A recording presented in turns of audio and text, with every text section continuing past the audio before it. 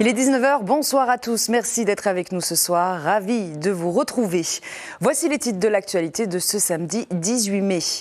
Il est le grand vainqueur des trials et a gagné son ticket pour la Shiseido Tahiti Pro 2024. Mihimana Braille s'est imposé après une rude bataille sur la vague de Teahupo'o. Dégénérescence de grains de beauté, taches pigmentées, des signes à surveiller car il peut s'agir d'un cancer de la peau. Nouvelle journée de dépistage ce matin à Pierre.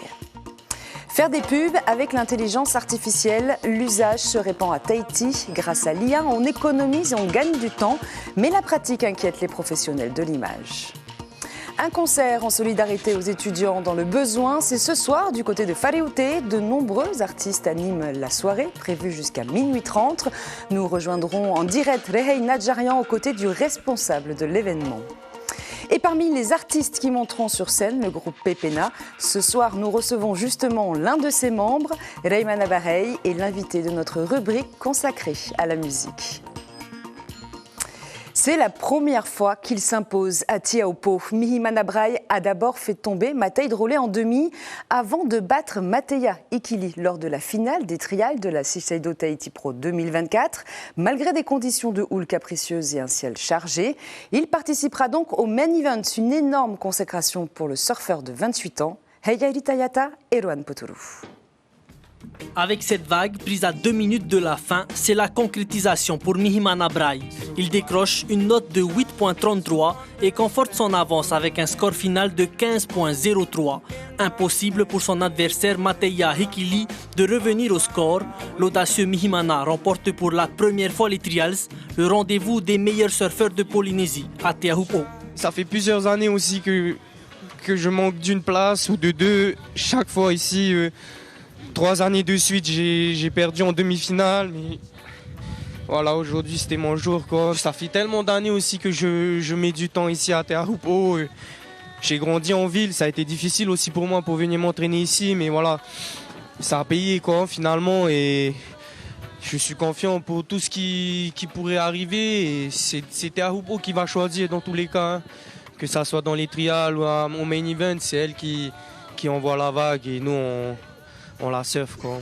C'est dans des conditions capricieuses que se sont déroulés les trials cette année, mais Mihimana a su faire parler tout son talent. En demi-finale, il affronte Matei Drolé, vainqueur de l'année dernière, un duel qu'il est à 2 doigts de perdre jusqu'à cette dernière vague où il réussit à renverser les scores et à se réconcilier avec la victoire. Je m'étais entraîné super dur et j'ai mal commencé ma saison, du coup c'était très difficile pour moi venant sur cette compétition ici, j'y croyais plus et j'avais plus confiance en moi, du coup c'était très difficile, mais j'ai essayé de prendre sur moi et tenir et continuer à croire en moi. Grâce à sa victoire aujourd'hui, Mihimana Braille rejoint Wahine Fierro dans le main event de la Shiseido Tahiti Pro 2024. Ils sont pour l'instant les 2 seuls Tahitiens engagés dans la compétition. Et ce rendez-vous sportif ce soir à ne pas manquer, le match entre l'AS Pirée face aux Calédoniens de l'AS Magenta dans le cadre de la Ligue des champions d'Océanie. Après 2 victoires, les joueurs de Tahiti espèrent poursuivre sur leur lancée. Ce 3e match est décisif pour entrevoir les demi-finales. Chaque année, 17 cas sont recensés en moyenne. Le cancer de la peau n'est pas le plus répandu en Polynésie, mais il progresse. Ce matin, l'Institut du cancer a organisé une journée dépistage au centre de la mère et de l'enfant à Pirée. 65 personnes ont pu consulter un dermatologue. Reportage Rehei Nadjarian et Jérôme Lee. Néanmoins, on ne peut pas se priver d'aller à la mer. Elle est tellement belle la mer, on ne peut pas alimenter. Difficile de se priver d'aller à la mer, mais il y a du soleil, le principal facteur du cancer de la peau en Polynésie. Ce matin, le public est venu nombreux. Le centre a même atteint sa limite de capacité d'accueil. Je pensais quand même faire un test de cancer sur les gens qui vivent à Tahiti, parce que nous, on vivait dans un pays soleil. Alors c'est pour ça, pour avoir une plus de sécurité, je suis venu faire un petit test. C'est la première fois. Je me suis rendu compte qu'on était très exposés au soleil, sans s'en rendre compte, à nos dépens. Donc j'ai réalisé que c'était important de se couvrir. Un questionnement sur l'état de santé de la personne, un examen complet du patient. Rien n'échappe à la vigilance des dermatologues. Ils le savent, certains signes annonciateurs ne trompent pas. Il faut bien distinguer deux types de cancers de la peau. Le mélanome qui sera plus une tache brune et qui va être évolutive, donc qui va changer d'aspect assez rapidement, qui va avoir plusieurs couleurs, des bords irréguliers. Donc ça doit amener à consulter rapidement pour un examen de cette lésion. Et puis après, dans les autres types de cancers qui sont beaucoup plus fréquents, il va y avoir les carcinomes qui sont souvent en fait la forme d'un bouton qui ne guérit pas, qui va être un peu croûteux, qui va se mettre à saigner. Après la consultation, place aux ateliers de prévention. Ici, on apprend à reconnaître les produits essentiels pour se protéger des rayons UV afin d'éviter ceux qui accélèrent le bronzage comme le mon-œil ou plus atypique encore, la sauce soyou et le tabasco. Pour se protéger, il y a des crèmes solaires. Donc il faut qu'il y ait l'indice 50 pour protéger de 50% des rayons. Et les autres produits, c'est des produits que les gens utilisent pour accélérer le bronzage. Et cette accélération du bronzage est très dangereux pour la peau. En 2019, au Fénois, 22 cas de cancer de la peau ont été déclarés. Ce genre d'initiative permet d'informer et de sensibiliser au mieux la population. Pour les intéressés, la prochaine journée de dépistage est prévue au mois d'août prochain. Direction la Nouvelle-Calédonie, une nuit plus calme que les précédentes à Nouméa, à l'exception de certaines zones encore sous tension. À Magenta, par exemple, des échanges de tirs ont eu lieu entre les deux camps, émeutiers et forces de l'ordre.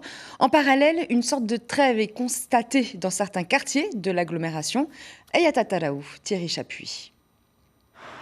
La zone est toujours encerclée par une vingtaine de militaires ce samedi matin, à l'affût de la moindre embuscade dans ce coin encore très sensible et quasi inaccessible. Leur présence permet aux riverains de se déplacer après une nuit très agitée. Je suis rassurée parce que j'ai décidé de sortir à cette heure-là justement, parce que comme j'ai eu des infos comme quoi les forces de l'ordre étaient sur place sur le rond-point de Leader Price Magenta, donc je suis partie tranquille, on va dire. Vous habitez le quartier, est-ce que vous pouvez nous raconter ce que vous avez entendu hier soir ici ? Surtout des détonations, bombardements, des cris. Dans toute cette agitation, des gestes donnent de l'espoir. Cet usager vient de déposer à manger aux forces de l'ordre, une attention qui donne le sourire. Apaisement aussi dans ce coin où les violences ont toujours rythmé la vie des habitants. Ça s'est calmé. Il y a une réunion entre les militants et les habitants. Je sais pas, peut-être ils se sont décidés à faire quelque chose de raisonnable pour tout le monde. J'aimerais que ça change aussi pour tout le monde. Que tout le monde vive en paix. C'est la meilleure chose à faire. Et ça fait 3 jours qu'on n'a rien à la maison. On boit de l'eau, c'est tout. Une petite paix retrouvée grâce au dialogue.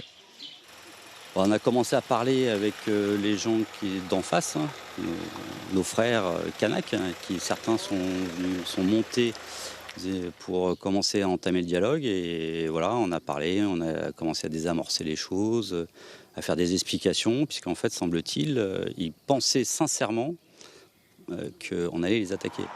Tandis qu'à quelques mètres de ces scènes de désolation, la vie suit son cours. À Nouméa, des quartiers sont épargnés. À la baie des Citrons, des restaurants proposent encore à manger. Les cuisines de celui-ci disposent d'assez d'ingrédients pour soumettre quelques suggestions de menus pendant 5 jours au moins. Et une journée qui a été marquée par un 6e mort. Un homme a été tué lors d'un barrage. Toujours sur le Caillou, ce matin, place de la Paix, des chants religieux ont résonné à l'unisson. Pas de fidèles en raison de l'état d'urgence, mais une ferveur communicative. Sur place, des femmes et des hommes d'église, mais aussi quelques personnalités politiques. Tous avec le même message, s'ouvrir à la discussion et se tourner les uns vers les autres. Et cette grande opération de plus de 600 gendarmes ce dimanche en Nouvelle-Calédonie, une opération délicate annoncée par le ministre de l'Intérieur Gérald Darmanin pour reprendre la route entre Nouméa et son aéroport international, car depuis mardi, les vols sont suspendus. 3200 personnes sont actuellement bloquées sur l'archipel. Des visages polynésiens générés par l'intelligence artificielle. Ces images ont affolé la toile. Plusieurs administrations du pays ont fait le choix de l'IA sur certaines affiches. Une agence de communication en ligne propose même des visuels entièrement produits par cette intelligence. De quoi bouleverser le milieu de l'audiovisuel. Mérini Gamblin, David Chang, Patrick Tingsing. Cet homme ne parle pas couramment anglais. Heijin, une des nombreuses applications dotées de l'intelligence artificielle, a recréé son double numérique. Ça s'appelle l'IA générative. Nico PK16 l'utilise pour illustrer ses scénarios. Exemple avec l'application payante Midjourney qui lui permet de générer une image de danseuse polynésienne. Je l'utilise quasiment tout le temps maintenant, c'est pour faire des storyboards. Si je devais le faire moi, parce que je sais dessiner, un bon storyboard sur un gros projet, je pense que ça me prend minimum 3 semaines. Et avec l'IA 2 jours max, une journée. Franchement, une journée, ouais. Une journée, je me fais tout le storyboard. Gratuit Non, pas gratuit, parce que j'ai l'abonnement à Midjourney. Mais l'abonnement, il est à 8 € par mois, donc ça coûte pas cher la journée. Faire des pubs avec l'IA, l'usage se répand à Tahiti. Plus besoin de mannequins, de photographes, d'infographistes. On économise et on gagne du temps, ce qui n'est pas au goût de tous les professionnels. Je trouve juste dommage que des personnes puissent taper sur un ordinateur, de donner des visages polynésiens. Voilà, c'est de demander à un ordinateur d'avoir ces personnes-là. Alors qu'ici à Tahiti, on a la chance d'avoir de belles personnes. L'intelligence artificielle est apparue dans les années 50 avec les premières machines pour imiter les capacités intellectuelles d'un humain. Elle progresse encore avec l'avènement du numérique. Les étudiants de l'ICEP en filière Infocom se familiarisent déjà avec l'outil. J'ai l'impression qu'on essaie de remplacer un peu tous les corps de métier qu'on a. Et après, on se plaint du chômage, on n'a plus de travail. C'est un peu comme le web quand il est arrivé. Quoi qu'on fasse, ce sera là. Ce qui est important, c'est l'éthique, c'est comment on utilise l'IA. Donc c'est de garder une éthique. Le problème, c'est pas l'IA, c'est ce que les hommes ont fait. Pour l'heure, aucune réglementation n'existe en Polynésie. Mais les droits d'auteur ou d'image permettent déjà de se protéger contre l'intelligence artificielle. 3 journées pour mettre en valeur les métiers de la mer. Depuis jeudi, le centre CMMPF, situé désormais à Aroué, a ouvert au grand public les portes de son nouveau campus de 2000 mètres carrés. Sur place, de nombreux visiteurs et partenaires, comme les sauveteurs en mer, des associations, les affaires maritimes ou encore la Marine nationale. L'objectif, valoriser les métiers de ce secteur prioritaire. On a des métiers en tension sur toute la partie mécanique, donc on va commencer à déployer beaucoup de formations en mécaniciens. On a beaucoup de demandes auxquelles on ne peut pas répondre. On a vraiment beaucoup de demandes sur la partie matelot-pont. On a aussi depuis 2022 des formations en perliculture, puisqu'on a récupéré la formation perliculture qui était à la DRM avant. En fin d'année, on sera aussi le centre en plongée professionnelle. Donc on a une volonté au Centre des métiers de la mer de regrouper beaucoup de formations qui tournent autour des métiers de la mer. Elle s'appelle Tama Moana et elle est la première pirogue de la future école de voile à Moorea qui devrait voir le jour d'ici la fin de l'année. La particularité de cette embarcation, son aspect multifonction grâce à une voile et un pied de mât supplémentaire. Les précisions d'Isabelle Barbeau, présidente de l'association Vaataie Kids Travel. Elle est au micro de Marcel Bonneau. On a mis 2 voiles de planche à voile pour pouvoir que ça soit maniable, que les enfants puissent justement jouer avec les 2 voiles et puis pouvoir accueillir 6 enfants aussi à bord, c'était le but, ce qui est plus d'enfants que normalement. Et l'idée aussi de faire un 3e pied de mât avec un mât en carbone et une voile de Lopuni pour pouvoir faire la compétition, continuer la compétition, parce que je fais la compétition avec les Lopuni que je louais à Teiva. Et maintenant, je prendrai Tama Moana pour aller entraîner les filles d'abord et le week-end avec une seule voile au Lopuni et puis naviguer en régate. On le surnommait l'homme oiseau. Edgar Tametona dit Kahou s'en est allé. Originaire de Fatouiva, cet artiste transmettait les pas de la danse de l'oiseau aux jeunes de son île. Lors des Matava'a, il était chargé de la chorégraphie du groupe de Fatouiva. La communauté perd un de ses grands piliers et passeurs de savoir de la culture marquisienne. Première édition ce soir du Polynesian Music Festival, une soirée de solidarité pour soutenir les étudiants dans le besoin. Pépena, Poichou, de nombreux artistes animent la soirée qui a commencé à 18h à la brasserie Hoa. Notre journaliste Rehei Nadjarian est sur place. Yaorana, Rehei, est-ce que l'ambiance est au rendez-vous? Comme vous pouvez le voir juste derrière moi, c'est le groupe Papehoen Band qui est en train de performer.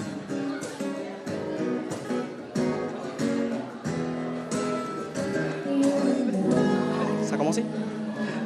Effectivement, Suliane, ambiance musicale dans ce bar ici à Faréouté, comme vous pouvez le voir juste derrière moi.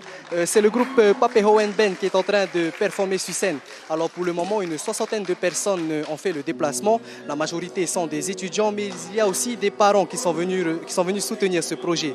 Et justement, pour avoir plus d'informations, j'ai à mes côtés Manea Yemfa, le chargé de communication de la Polynesian Music Festival. Manea, bonsoir. Bonsoir. Alors Manea, dites-nous, d'où est venue cette initiative? Alors cette initiative, à la base c'est un projet universitaire donc lié à nos cours, donc à l'université. Donc chaque année nous devons réaliser un projet. Donc cette année nous avons choisi de réaliser un concert caritatif qui aura pour but donc de réaliser des fonds à reverser donc aux étudiants en difficulté financière de l'université. Manea, on peut dire que c'est un projet qui a mis beaucoup de temps à être monté. Comment? On peut dire que c'est un projet qui a mis beaucoup de temps à être monté. Oui, alors effectivement, ce genre de projet, les concerts, effectivement, c'est pas une masse à faire, on va dire. Donc ouais, ça a été beaucoup de préparation, contacter des sponsors financiers, gérer les artistes, les disponibilités et toutes les autres choses qui vont avec. Un dernier petit message pour les personnes qui nous regardent. Essayez de venir, si vous êtes dispo, si vous n'avez rien à faire ce soir, si vous pouvez venir, ça nous fait super plaisir. Vous pouvez profiter d'un cadre en famille ou entre amis. Ça permettrait également de soutenir les étudiants de l'université. Et voilà, bonne soirée à tous. Merci beaucoup Manea pour toutes ces précisions. Voilà donc à savoir que ce soir il y aura aussi le groupe Pepena qui va performer sur scène. Et c'est l'artiste Poachou, un DJ bien connu des jeunes au Fénois qui va clôturer cette soirée. Merci beaucoup Reheina Djarian et Marcel Bonneau à l'image. Place à présent à notre rubrique musicale du samedi, Hono Raua.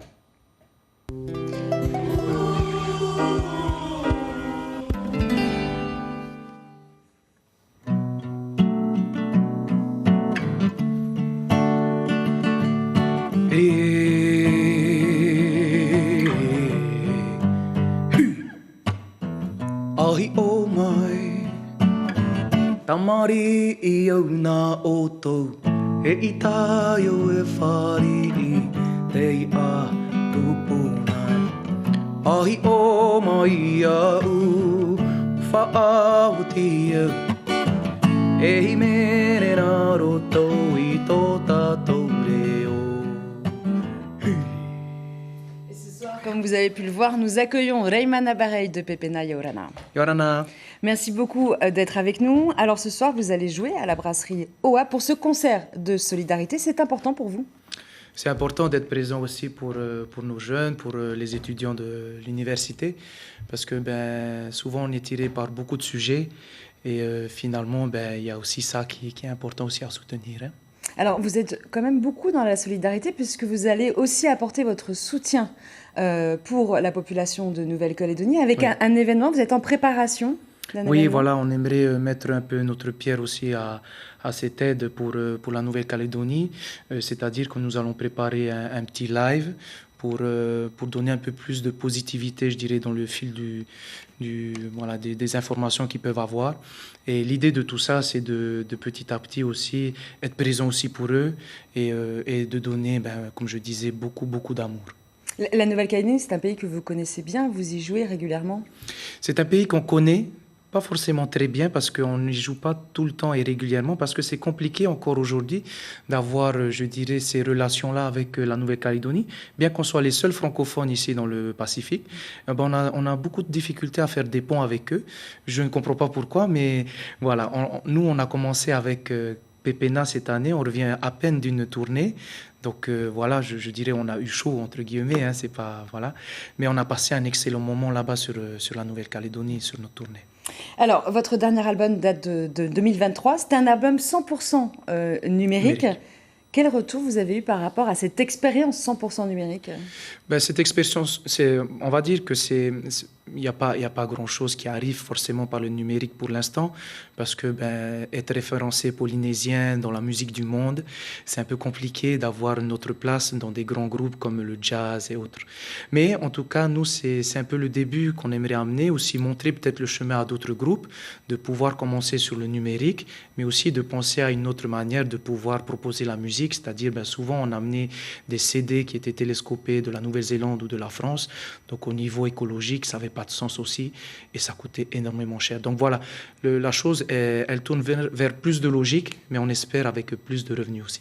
Alors, vous vivez quand même dans l'ère de votre temps et vous êtes très investi dans la jeunesse que vous voulez former à la scène avec notamment donc, l'événement Coach and Talent. Vous pouvez nous en dire un petit peu plus ? Donc oui, Coach and Talent, c'est un événement que j'ai créé et qui se déroule tous les derniers mardis du mois.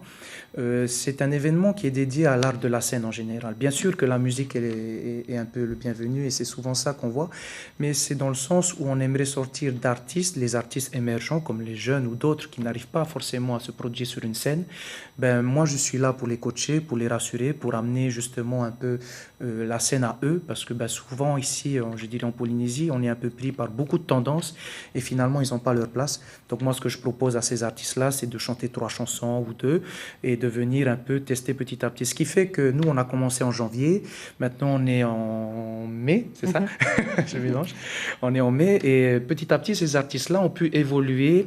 Ils étaient venus au départ tout seuls et maintenant, ils ont un groupe et petit à petit, ils évoluent aussi au niveau technique. Donc voilà, c'est pour amener une place à tout ça et pour essayer d'amener de la nouveauté aussi. Merci beaucoup, Raymana. Merci. On vous retrouve à la fin de ce Merci. journal avec une petite surprise. Yes. Prenons le large vers Taha avec cette exposition des artisans de Rurutu. Après un passage à Uturoa et un franc succès, l'association Teri Marau no Rurutu s'est installée sur l'île Vanille, chapeau, panier, paoré ou encore tapis. Il y avait de tout et pour tous les goûts. La présidente de l'association est au micro de Iti Manaki. Depuis notre ouverture à la gare maritime de Uturoa, le mercredi 8 mai, nous avons eu beaucoup de la clientèle venant de Taha, qui faisait la navette exprès juste pour venir chercher des chapeaux. Et le fait d'avoir des retours de la population de Taha, qu'il faut venir sur Taha, d'où c'est venu l'idée ensuite de aller reporter tous les billets et aller sur l'île de Taha. C'est la fin de cette édition. L'information principale de ce samedi 18 février. Première victoire à Taupo pour Milimana Braille.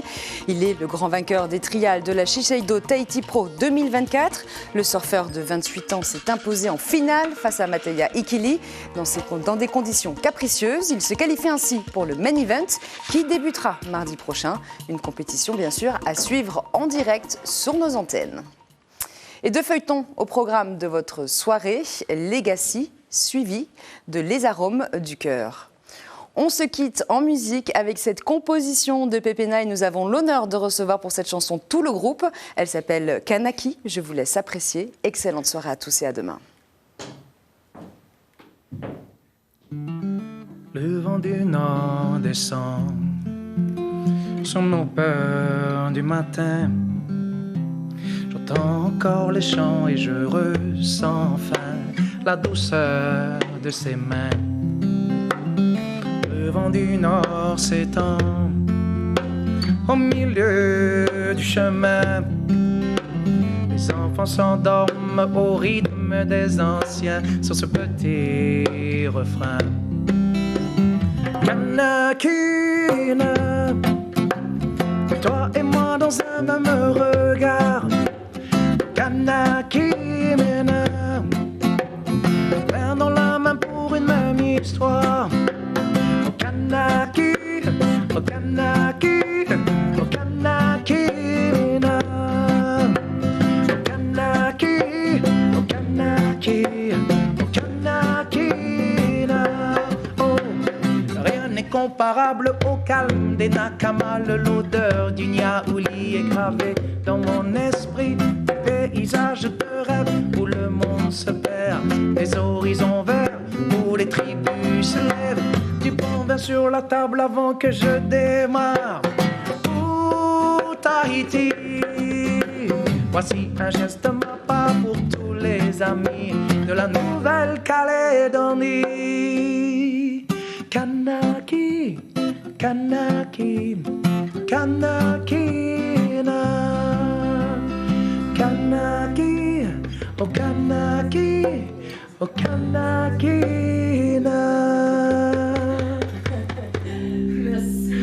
Merci. Retrouvez ce programme en replay sur notre site internet